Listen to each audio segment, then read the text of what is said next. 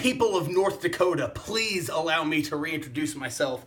I am the Fully Loaded Wrestling longest reigning and greatest outlaw champion of all time. But that's not all. I am now the new Fully Loaded Wrestling heavyweight champion as well.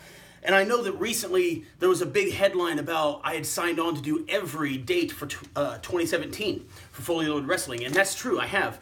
But now I feel more valuable to the company than I did before. And as such, I have a few demands that I'd like to be added to my contract for this upcoming season.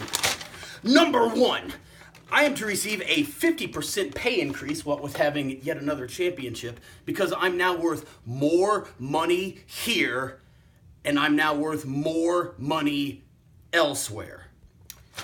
Number two, myself and the rest of the Rulers of the Roost are to be given our own private locker room away from the rest of the riffraff that's on the roster with the following accommodations. Mike Hartenbauer will receive 2 to 4 cases of Coors Light per event. Matt Nix will have a punch bowl full of exclusively blue M&Ms and a fresh bottle of Astroglide for Kenny Sutra each and every time we roll into town.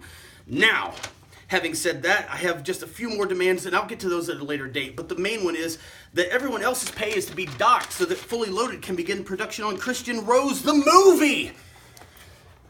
It's good to be the king. And speaking of the king, everyone has been saying the same thing since our last event. The Chainsaw King is going to come and get me. Chainsaw is going to kill you. Christian Rose, they say, are you afraid of what's going to happen the next time you're in the ring with Chainsaw King? And you know what? I'll be honest. I am. I am afraid of what's going to happen the next time me and King meet in the ring. I'm afraid of what I'm going to do to him. Consider the following. For 300 plus days, he held on to this championship. For over 600 days, he was undefeated. And in just over 6 minutes, I took it all away from him. So if anybody in this equation should be afraid, it's him.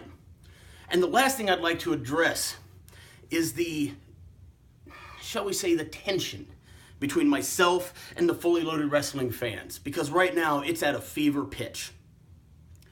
And the reason is, everything I do, it's just not good enough for you guys. Consider the following.